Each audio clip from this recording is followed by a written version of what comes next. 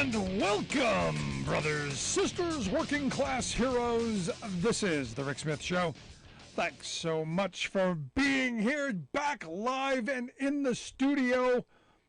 Month-long trip, the Working Class Heroes radio tour. And if you missed any of that, thericksmithshow.com is where you go and pick up all of that. But today, Election Day, the fun.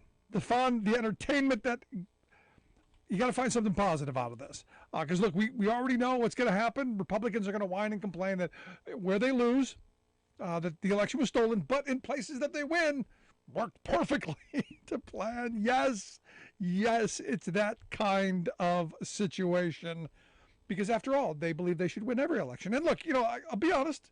When I was playing sports, I believed that I was going to win every game, too. The difference was at the end, when you looked up at the scoreboard, you go, I lost.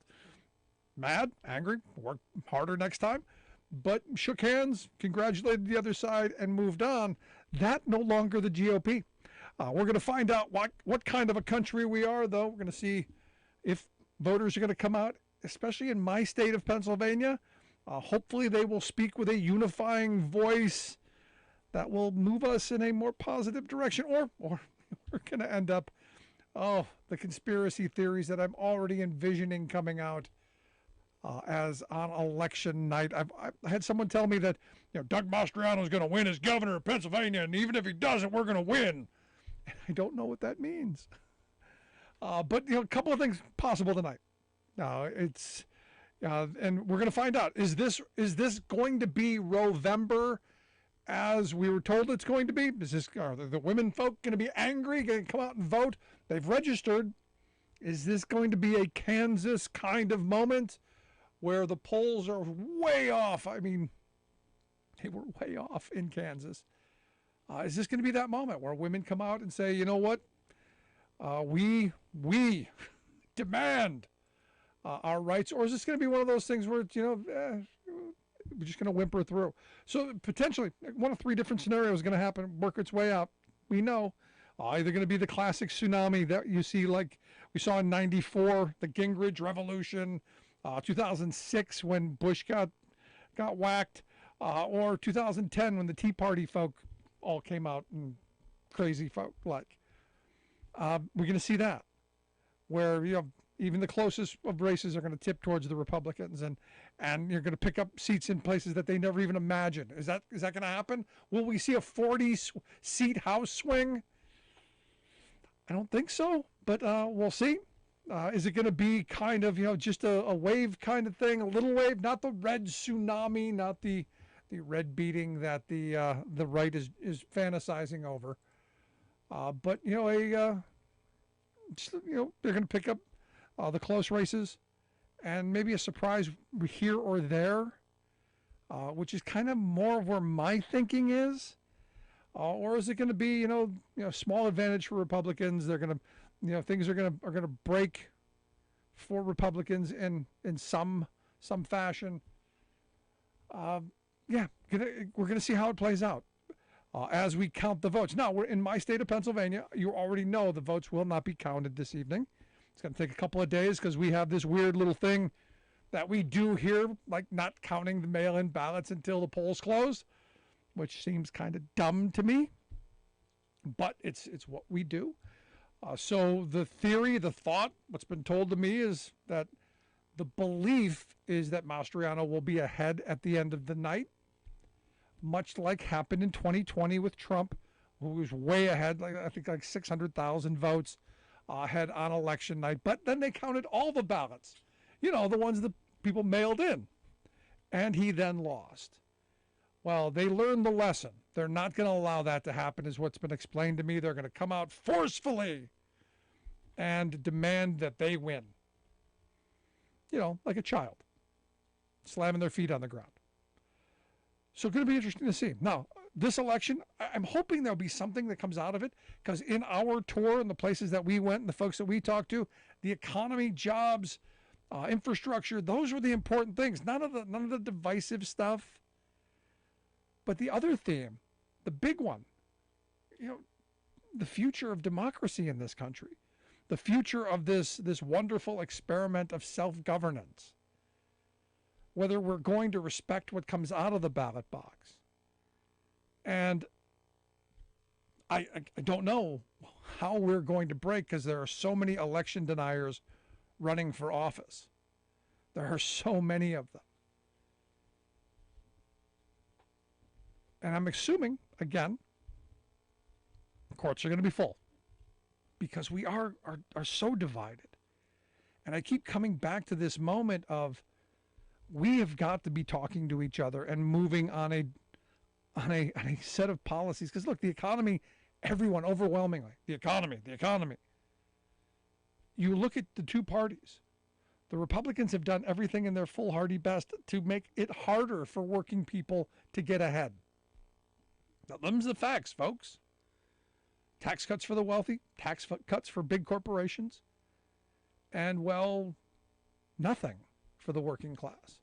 Democrats are talking about rebuilding manufacturing, investing in infrastructure, strengthening worker protections, giving people the ability to join and form unions, to move toward that American dream. Now, again, I come back to what I've been saying all along. Trump did a masterful job of taking credit for stuff that he didn't do, or couldn't do, or was never going to do. Biden's actually done some stuff that he's not even bothering taking credit for. Got to do a better job in messaging. Now, again, today, the fun part of today is going to watch all the complaining and the whining and the lawsuits the conspiracy theories. Oh, I was watching the F channel for a little bit. Could only stand a little bit of it. But the F channel, all in conspiracy of, Arizona. They're cheating in Arizona. The machines. In fact, you look at the reality that our Justice Department sent, basically watchers to 24 states. Palm Beach County, Florida, Maricopa County, Arizona, Cuyahoga County, Ohio, where I grew up. And you don't send watchers to Cuyahoga County if I don't know, unless you think that there's going to be some shenanigans, not by the people voting, but by the people attempting to intimidate voters. Because I had someone reach out and say, you know what, the place where I vote, first time ever, saw a constable in uniform at the door. And you go, why would you do that? Well, it's that imagery. Now, the Justice Department did send out these monitors to 24 states. DeSantis in Florida attempted to block the monitors. Because of course.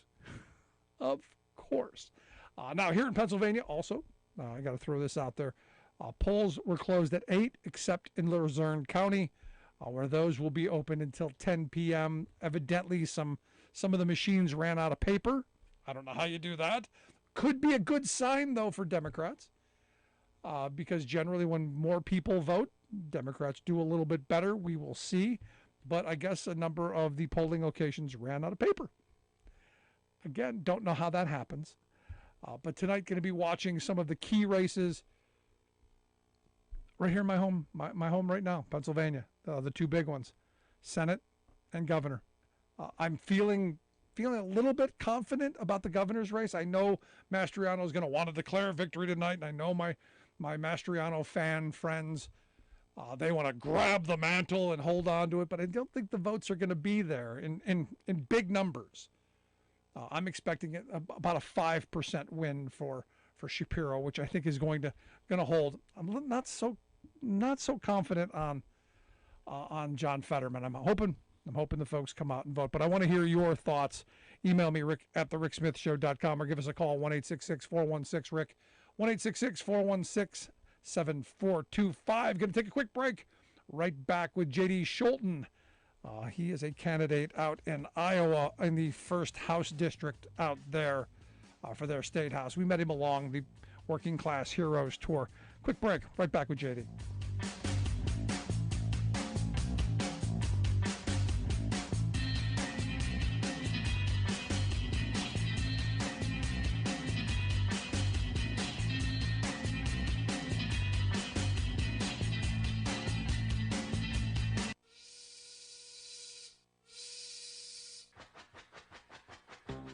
If you're a fan of the show, you've heard our labor history in 2 segments.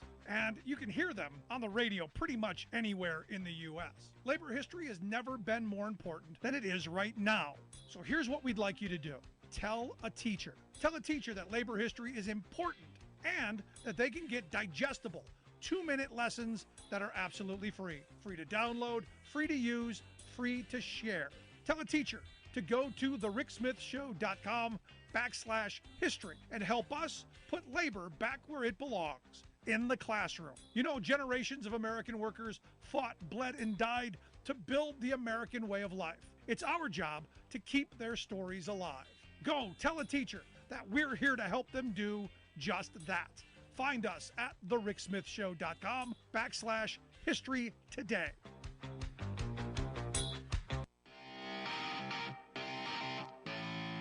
Welcome back to the Rick Smith Show. Now, here is Rick Smith. So along the Working Class Heroes radio tour, we stopped off in Sioux City, Iowa, and what a great stop that was. And I want to thank our good friend J.D. Scholten for putting together what was an incredible opportunity to speak with a wide variety of residents that came out to talk with us. That's why I had to get J.D. to come on. He's also the political director for the Mike Franken campaign. Let's hope good thoughts for the Admiral here as we count the votes. J.D., thanks for taking time for us. Yeah, thank you so much for having me. I'm just, on a little bit of cloud nine right now. Well, congratulations. I know that you ran unopposed, but congratulations. You are now the representative for the good folks there in Iowa's first House district in the state House. Good on you, man. Thank you. And even though I didn't have an opponent, it's one of those things where I don't take anything for granted. Having run for Congress twice and losing both times, it's a lot of effort went into winning this seat, and even without having an opponent, I'll say that. So what's the feeling there tonight as you start counting the ballots? What's the feeling like? With it being a full moon and just kind of everything, there's a lot of uncertainty. I think there's something happening out here, and you don't know how much it got tapped into or how much it didn't. And it started last fall with the October strikes, and then kind of came through the spring and all summer. And, I think there's a lot of frustration happening out there amongst voters.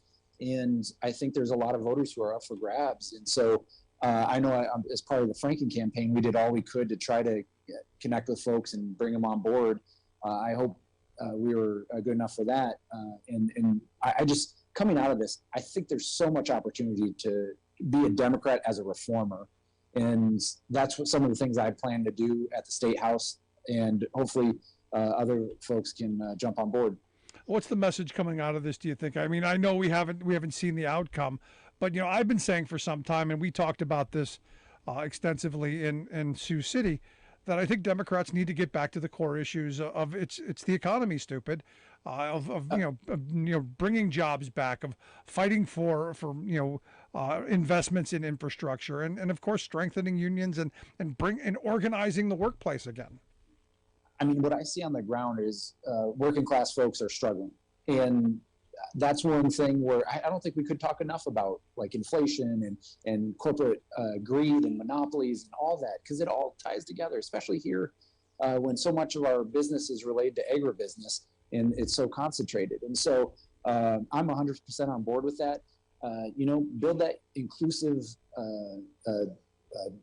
group. I love to talk about Dollar General and building that Dollar General coalition. And folks of all different backgrounds, it's rural, urban, coming together and just working for working class folks. I think there's an opportunity, and Dems are really missing on it. And I feel that there needs to be a shift in the Democratic Party. And I think there needs to be a shift at the top of leadership. We have a lot of folks who I feel just have been in either DC too long or just, I have some ideas about what I want to do at the state level, but I think nationally we have to do better. And I think we need to look in the mirror after this election, regardless of what happens tonight, and just show that, hey, we can be better. Yeah. Now, of course, the race that you're looking for, the Grassley Franken race. How are we feeling about that tonight? I mean, from the very get-go, we know it was going to be a tough opportunity, but I thought we've put ourselves in a position to win. From day one, we always knew that there was a lot of things that had to break our way, and several of those broke our way. And so we're just waiting, and we did all we could, and we're just very, very excited about waiting to happen. And unfortunately, I'm not with most of their team. They're all down in Des Moines. I'm here in Sioux City, but it was an honor to work for Admiral Franken. He's a heck of a guy, and I hope we can pull it off tonight. Yeah, I mean, I had the opportunity to spend a little time with Admiral Franken and in Cedar Rapids, had a really nice conversation. I actually sat and had a beer with the guy.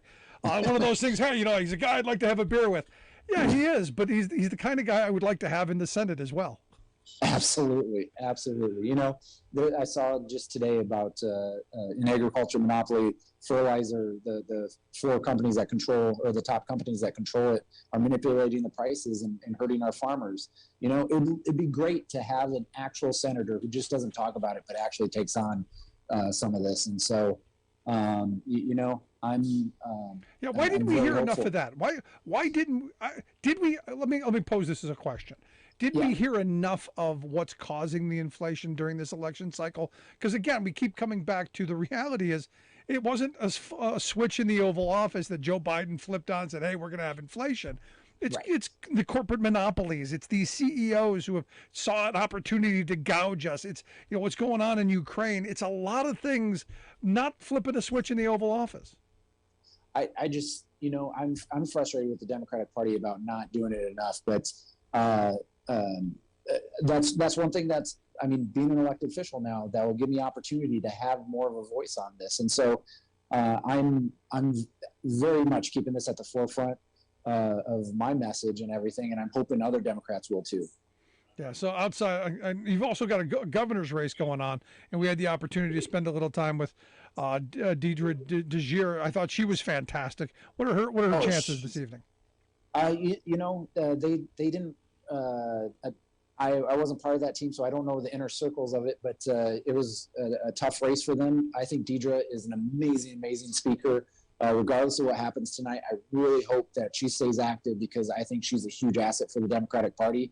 I hope they sneak out a victory, but it's one of those things where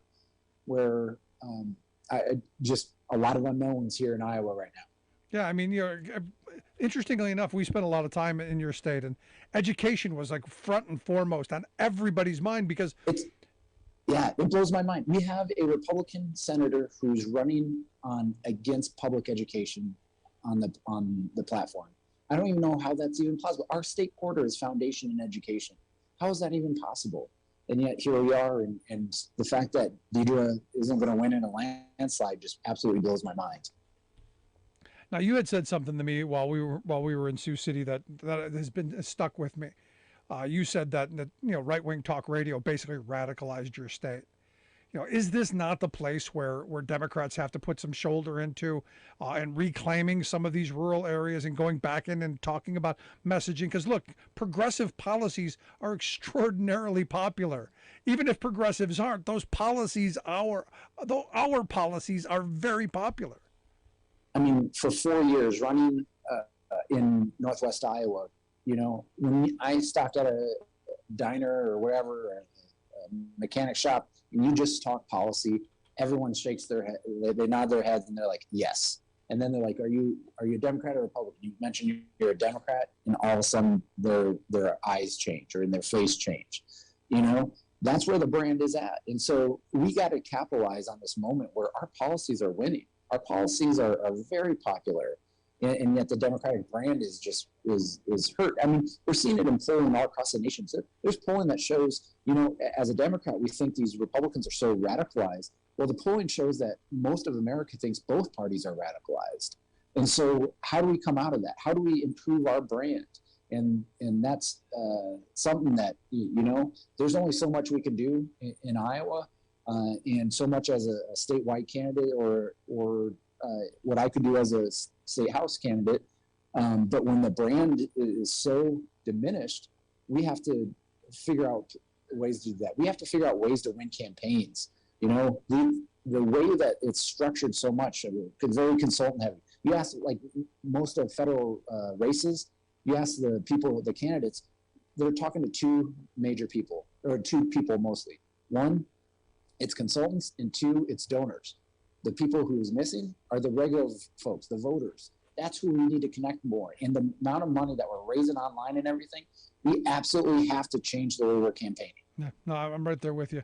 Last line of questioning. I know you got a lot to get to this evening. Nationally, what are we looking at? What races are you paying attention to? Which ones do you think are important? Well, I'm looking at House races in different districts. Excuse me. To kind of see like bellwether stuff. We have a race here. Cindy Axney is a two-time incumbent with redistricting and everything. Does she keep a seat? Are we going to flip one of the seats on the eastern side of Iowa? But I mean, I'm also looking at the major Senate races that I think most of the people are looking at as well. Secretary of State races and Secretary or State Treasurer. Those are unique seats that I'm very focused on as well. When we talk about where we're going to invest when combating climate change, state treasurers have a huge responsibility. So I'm very interested in focusing on that.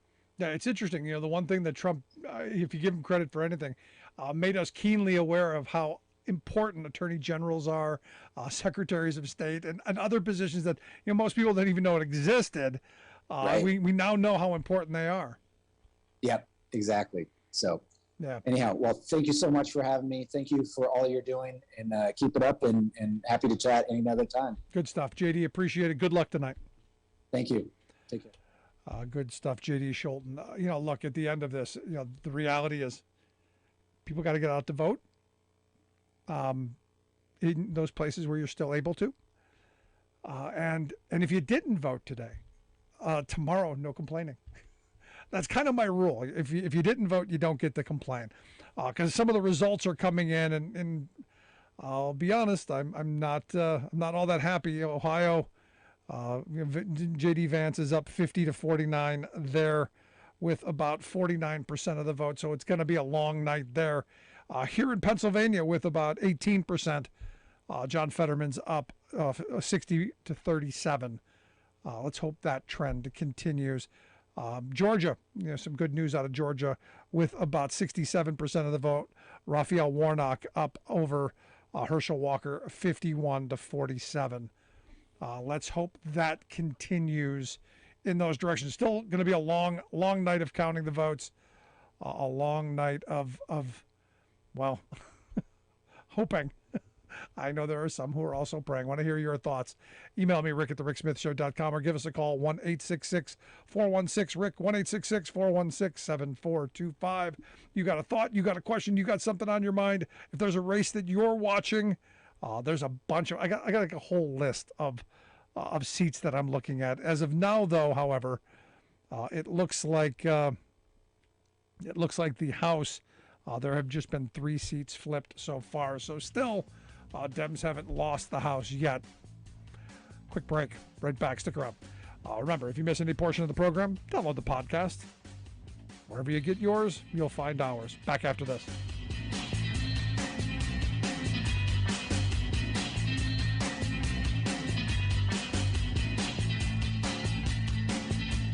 I'm Rick Smith, and this is Labor History in 2. On this day in labor history, the year was 1945. That was the day workers in Windsor, Ontario, walked off the job in a general strike to support strikers at Ford Motor Company. 20,000 CIO workers brought the city's industrial production to a complete standstill. 11,000 members of UAW Local 200 had been on strike against Ford since September 12th. They demanded a union shop and dues checkoff. As the strike wore on, picket lines swelled every day, with as many as 1,000 to 2,000 amassing at the gates to stop scabs. Then, on this day, more than 9,000 additional members of Amalgamated UAW Local 195, working at 27 area plants, joined them in support.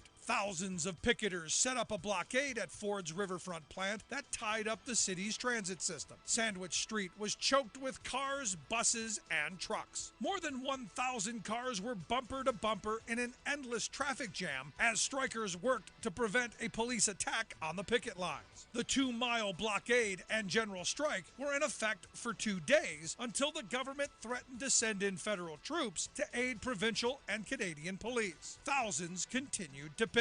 By November 12th, AFL and CIO leaders throughout Canada were calling for a work holiday to show support. Then, on December 19th, workers agreed to binding arbitration. Supreme Court Justice Ivan Rand was assigned the case. He ruled against the closed shop, but for dues checkoff. He put forth a series of rules and penalties regarding labor disputes that would come to be known as the Rand Formula. It has served as the basis for labor relations and collective bargaining in Canada ever since. Labor History in 2 brought to you by the Illinois Labor History Society and The Rick Smith Show. America exists today as a bizarre anomaly. We profess to be an electoral democracy, yet we are ruled by a governmental plutocracy. One especially gross example of this incongruity is the overwhelming power of big money over the people's will. By a wide margin, Americans of all political stripes want to ban the distorting force of huge electoral campaign donations by favor-seeking corporations and ultra-rich elites. Yet, nothing. National and state lawmakers take the plutocratic money and promptly bury democratic reforms that would stop the gusher of corrupt cash. An analysis of donations in this year's congressional races shows that this plutocratic perversion of our politics and government has reached absurd levels. Historian Nancy McLean and public interest advocate Frank Clemente have documented that the 2 main super PACs trying to put Republicans in Congress got about half of their $188 million election fund from just 27 billionaires. Also, a corporate front that backs GOP candidates, Club for Growth, got nearly $35 million from only 3 billionaires. Thanks to years of congressional stonewalling and the steady partisan stacking of our top courts with corporate ideologues, there is essentially no limits on this purchase of lawmakers. Indeed, the biggest donors are even allowed to undermine democracy in secret, not revealing their identity. Lawmakers elected with this money not only support the billionaires' special interest agenda, which the people don't want, but also are fierce opponents of any reforms to increase voter participation in our governing process, which people do want. This is Jim Hightower saying that's why, for example, efforts to guarantee every eligible American a constitutional right to vote have not moved forward in Congress, even though the great majority of people favor it.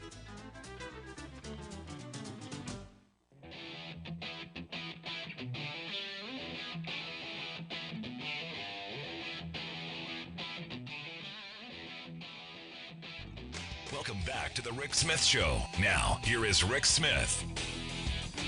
1-866-416-RICK, 1-866-416-7425. Check out the website, thericksmithshow.com. Let's go to the phones. Got Alice on one. Alice, how we doing today?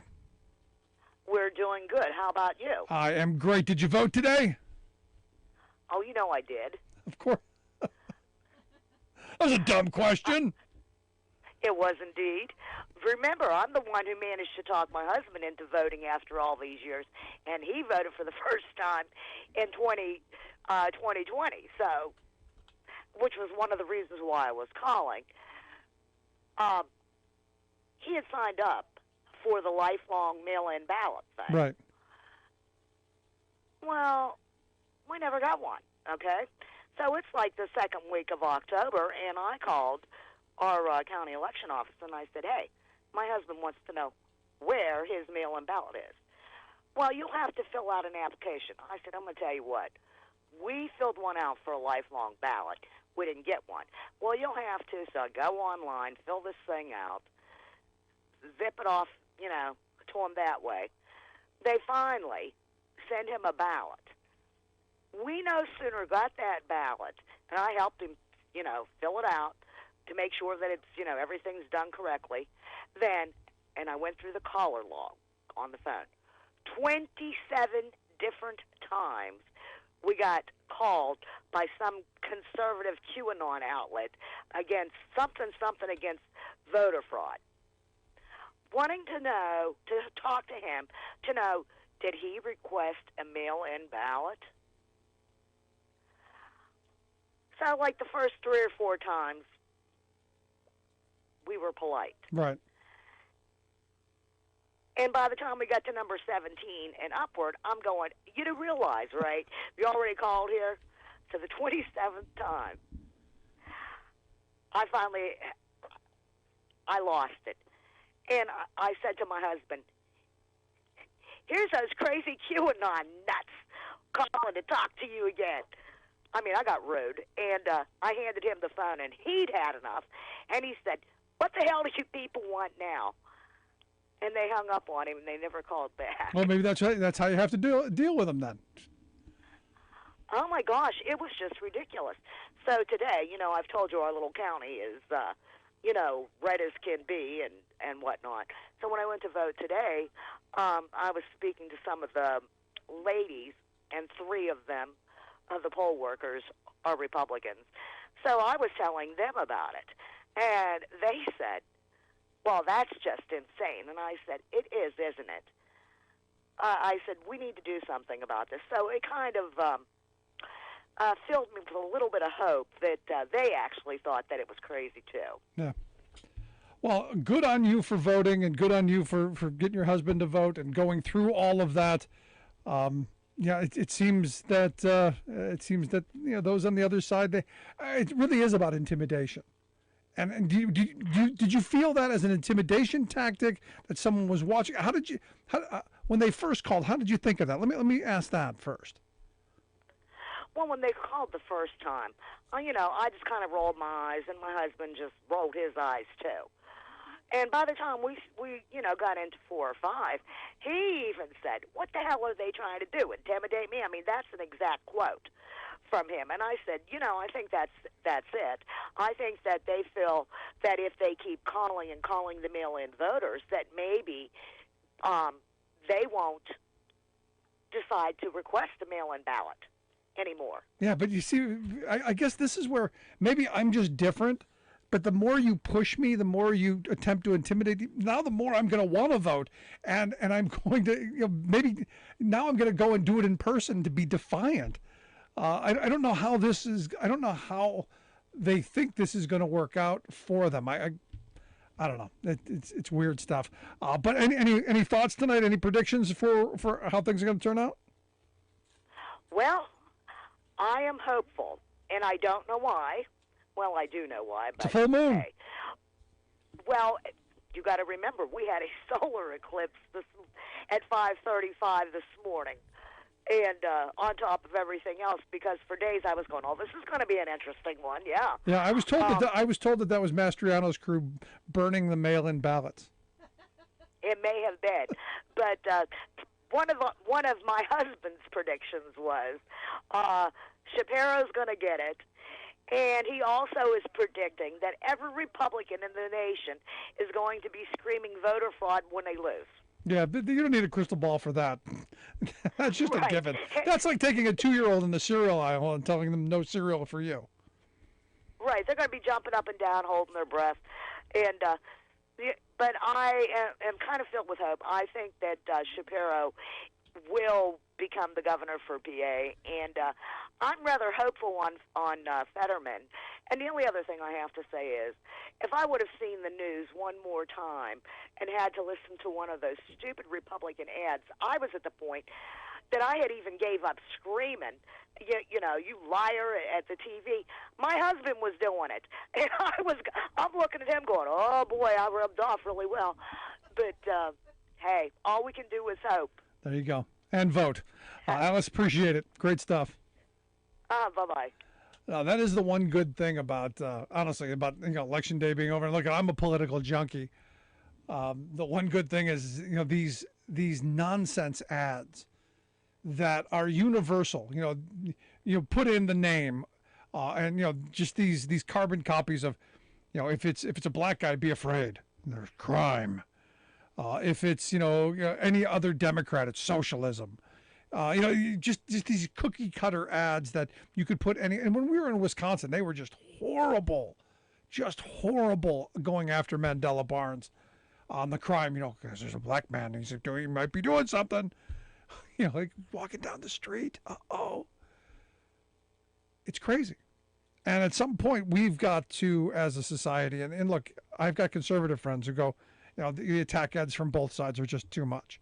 None of these ads, and this is where my frustration is, and we talked about this on the tour, none of these ads are about how we're going to make people's lives better. It's just that guy's terrible. The other side is bad. And I really want to know what Republicans are going to do. Here's where, if we had a discussion on policy, Democrats would win. You know why? They actually have some. Republicans, they don't. Outside of tax cuts for the very wealthy and deregulation, there's not much substance there. There's not much there to chew on. So they've got to go with screaming and pounding their fists on the table and they're terrible, socialists. They've got to do that because there's nothing there. I've asked a couple of people, so how are you going to make people's lives better? Well, Bob, we're going to deregulate, business and unleash the power of business. And you mean to gouge us more?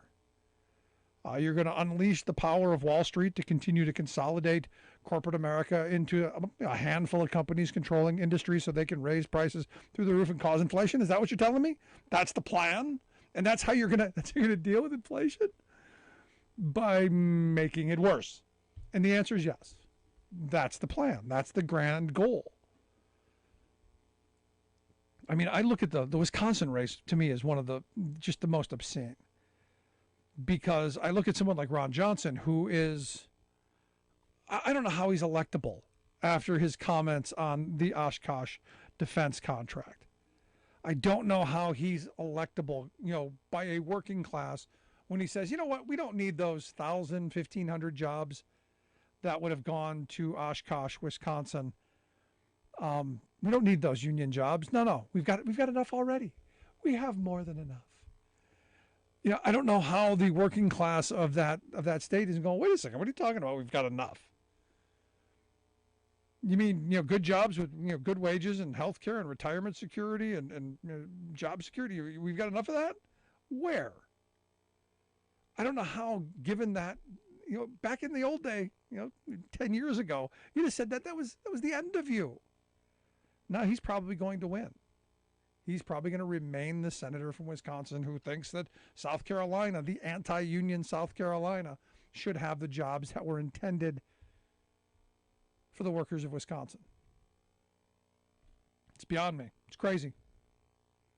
Again, I look at here, my state of Pennsylvania, I look at someone like Dr. Oz. No platform whatsoever. No idea. You can't pin him down on anything. Same thing with J.D. Vance in Ohio. What's the agenda? What's the platform? Oh, yeah, it's Trumpism. I get that. Okay, fine. What was Trumpism? It was basically a lot of noise. There wasn't a lot of policy there. There weren't a lot of chops there. And this is where the frustration comes in. I look at what Biden's been doing, and I give him credit.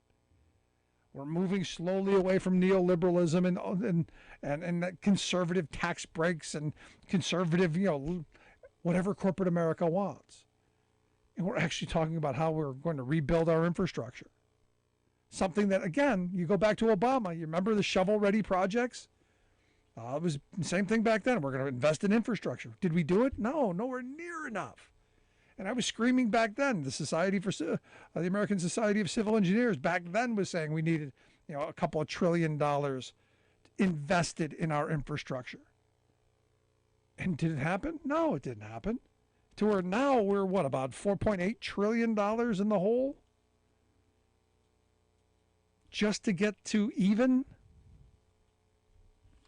This is where who we vote for matters.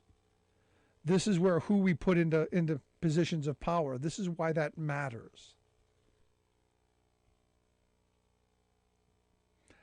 We'll see how the results come out tonight, though. That is the hope. But I'm not happy to see what's going on in Ohio with 50% of the vote already tallied. You've got Vance up 50.5 to 49.4 over Tim Ryan. There's still plenty of time here in Pennsylvania with 31 1% of the vote in. Fetterman's up 54 to 43. That's a good thing. On the governor's side here in Pennsylvania, with 31%, you've got Shapiro up 60 to 38. Feeling a little bit better there. In fact, some organizations, none that I would consider absolutely reputable, but some are already calling Pennsylvania for Shapiro. That is a good thing. That would be, if you could get the votes counted this evening into the Shapiro camp, that is going to be good for them, because I do believe still it's going to hold that more Democrats voted by mail than Republicans. But I want to hear your thoughts. 1-866-416-RICK, 1-866-416-7425, as we continue to talk about the election, and maybe we'll get to some results on the other side. Back after this. Stick around. You're listening to The Rick Smith Show.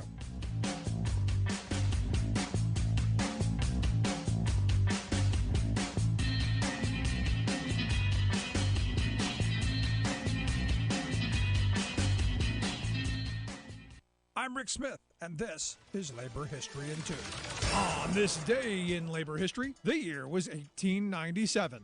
That was the day that Dorothy Day, a leader of the Catholic worker movement, was born in Brooklyn, New York. As a young girl, her family moved to San Francisco. Her father lost his job as a sports writer due to the devastating earthquake of 1906, and the family relocated again to Chicago. In 1932, she met Peter Morin, and together they founded the Catholic Worker Movement, a faith-based social justice effort. The Catholic workers opened what they called houses of hospitality to serve those in need. Dorothy helped to co-found The Catholic Worker, a monthly newspaper that became a voice for poor and working people. While writing for the paper, Dorothy traveled and visited with some of the most exploited workers in the country. She talked with migrant agricultural workers in California and was arrested for supporting the United Farm Workers in 1973. In 1940, she visited the Hooverville encampment in Seattle, Washington. Dorothy's reporting vividly demonstrated how her faith informed her activism. She wrote, quote, "The rain poured down. Underneath was mud, ankle deep, and the long lane that cut between the rows of shacks reflected the gray clouds in its pools. But Christ is there. I thought sadly, there in the mud, in the shacks with his poor, with them he is trying to find a place to lay his head. With them he hungers, and with them he suffers fatigue of body and soul. Behold, O God, our Redeemer, and look upon the face of thy Christ, there in the dumps, among the creatures who still are men. Have pity on them and on us, who permit such things to be." Like what you hear? Check out more at laborhistoryin2.com.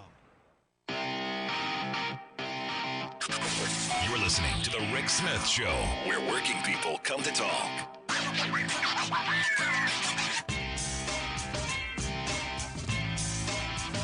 So some good news coming out of Maryland and Massachusetts.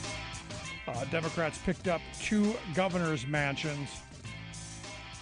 One in Massachusetts, one in Maryland. And look, those have been Democratic strongholds for a while, so not surprising. But in what is supposed to be a tsunami wave year, they're pickups nonetheless. Now, the hope here in Pennsylvania that you end up with a Democratic governor, because I come back to this, and as of right now, you've got Shapiro up 60 to 39 over Mastriano, with just over 34% of the vote counted. This is the things that aren't going to happen with a Governor Shapiro. We're not going to be the next no rights at work state, and for me that really is one of the most important parts. And I'll be honest, having talked to a lot of union Republicans, this is one of those things that gives them pause, because they see what the no rights at work agenda does. They see how dangerous it is for working people, because they see what happens in other states, and which is why, again, in Illinois, they're moving forward on that workers' rights amendment, which I'm going to be checking to find what kind of numbers they've got there. But the reality is these elections cost way too much money.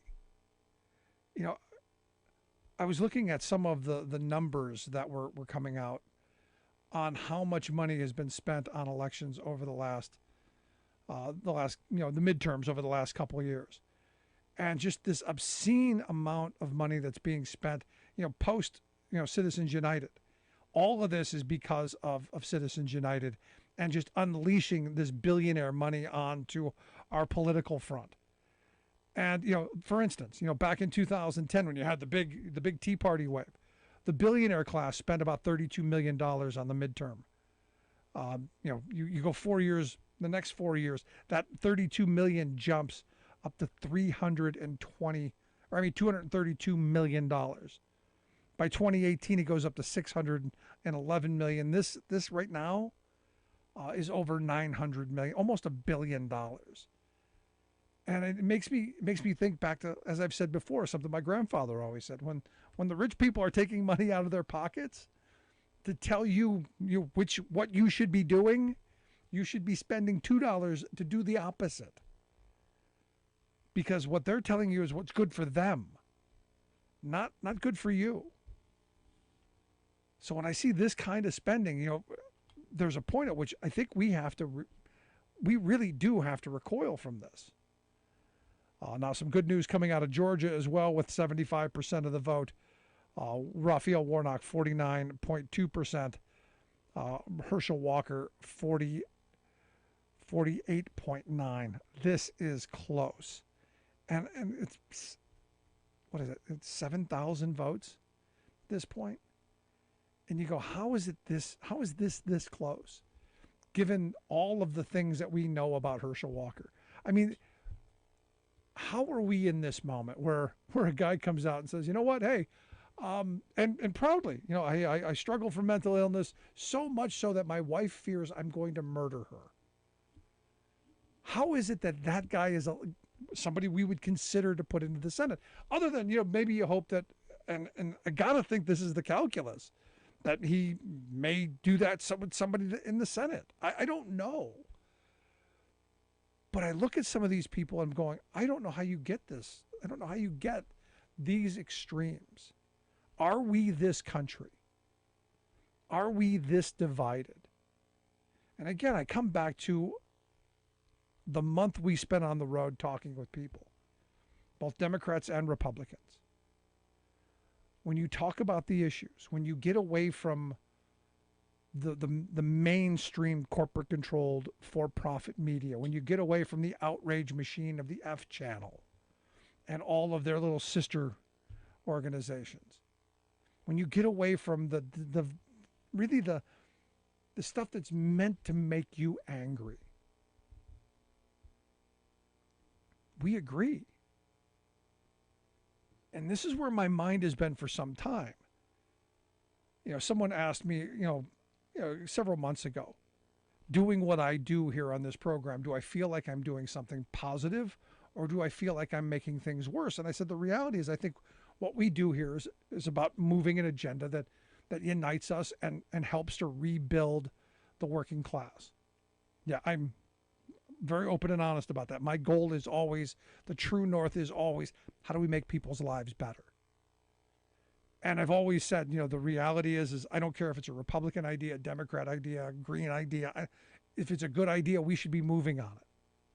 The problem is, and again, this is the problem, Republicans haven't had any ideas. 2020, they didn't even bother coming out with a platform. Their platform was basically, whatever Donald Trump wants. This is the frightening part of all this. And you look at these Senate races. I mean, here in Pennsylvania, they've spent over $312 million on a Senate race. In Georgia, over $254 million. Arizona, over $200 million. Nevada, over $186 million. Wisconsin, over $186 million. You start adding all this money up. Think about what we could do with, what is that? That's over $1 billion. Think what we could do with $1 billion to help get, children fed, veterans' homes, health care for people. I don't know anything better than than more divisive ads, more attack measures, more division. Out of this, tomorrow, when people wake up, where will we go? Where will we be? What will we be doing? Me, I'm still going to be talking about how we make people's lives better. How do we build an economy? And this is where I keep coming back to, I think the Democrats need to hone their message. What policies are going to make lives better? Now, it appears as though Republicans are going to take the House. As of right now, they have flipped 4 seats. I think they only needed 5. When that happens, nothing gets done for the next 2 years. Republicans in the House will allow nothing to get done. We know this. They've already said this. And then the fun begins. I guess for the next 2 years, we're going to have chaos. We're going to have, a Republican Party hell-bent on impeaching and all of the things, the revenge impeachments that they have promised, all of the investigations of Hunter Biden and, whatever else they can dream up. And we're going to live through that for 2 years. But you know what's not going to happen? The lives of working people not going to get better, not going to be addressed. And you know why? Because the moneyed interests don't want it addressed. They want a working class angry at each other. They want a working class pitted against each other. They want a working class looking at their coworker with a jaundiced eye. They want that kind of division because they know in that environment, nobody's looking at them. We didn't talk about it all during this campaign season on taxing the Jeff Bezoses and the Elon Musks of the world. We didn't talk about that much at all. I mean, the campaigns. We talk about it all the time because it's something that has to happen. You go back to that great moment, the greatest moment in the country's history. A lot of when my MAGA hat friends, where they remind me, that golden era of the 50s, the Norman Rockwell era. High taxes on the wealthy, strong unions, heavy investment by government in infrastructure and the private sector, and manufacturing, jobs. That's the agenda. And I wish there were a Republican Party that were on that page, so we could be moving in that direction. But it's not, because corporate America is happy with the way things are, because they're gouging our eyes out. And they're blaming Joe Biden. Now, I was thinking about this today. You know how much power we have given corporate America to basically run roughshod over our political system because they know how fickle we are. Gas prices went up 10 cents. Crucify the guy in the office. They can do whatever they want. And now with the internet, and now with Russia, who admitted, by the way, that they did interfere in the election, that they do have troll farms and they did do all the things that they were accused of. And now with the Chinese, with TikTok and all of they're not bothering to moderate any of that. It could be easy to believe that we're doomed. Could be easy to believe. But I want to hear your thoughts. Email me, rick@thericksmithshow.com. What races are you following? And did you vote today? I want to know. And did you encounter any stuff? Is anybody there watching over your shoulder? Anybody harass, intimidate, anything? Did you get any phone calls? Email me, rick@thericksmithshow.com. I'm going to take a quick break. When we come back, Rich Ojeda from No Dem Left Behind and our good friend Sarah Burris from Raw Story are going to be here to share some thoughts and insights on what's going on this evening. Quick break, right back. Stick around.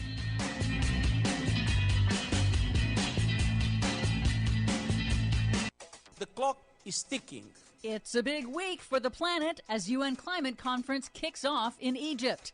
Major glaciers to disappear by 2050. Plus, this is a massive system. Late season storm Nicole takes aim at Florida's East Coast. Nicole, all of those stories and more straight ahead from BradBlog.com. I'm Brad Friedman. And I'm Desi Doyen. Stand by for 6 minutes of independent green news, politics, analysis, and snarky comment. And the biggest threat to democracy is to have someone like Senator Warnock to vote against our Keystone Pipeline. Okay, A, a pipeline from Canada is not a threat to democracy, Herschel Walker. And 2, Senator Warnock did not vote against the pipeline. It was not up for a vote. This is your Green News Report. Okay, Tessie Dorian, as we go to air, a big day, Election Day, and I'm sure it has nothing at all to do with the climate, correct? It has everything to do with the climate. But first, as we go to air, the east coast of Florida is under a new state of emergency as a rare November storm, Nicole, heads its way. It's forecast to deluge the state. You're on board KCAA's Inland Talk Express.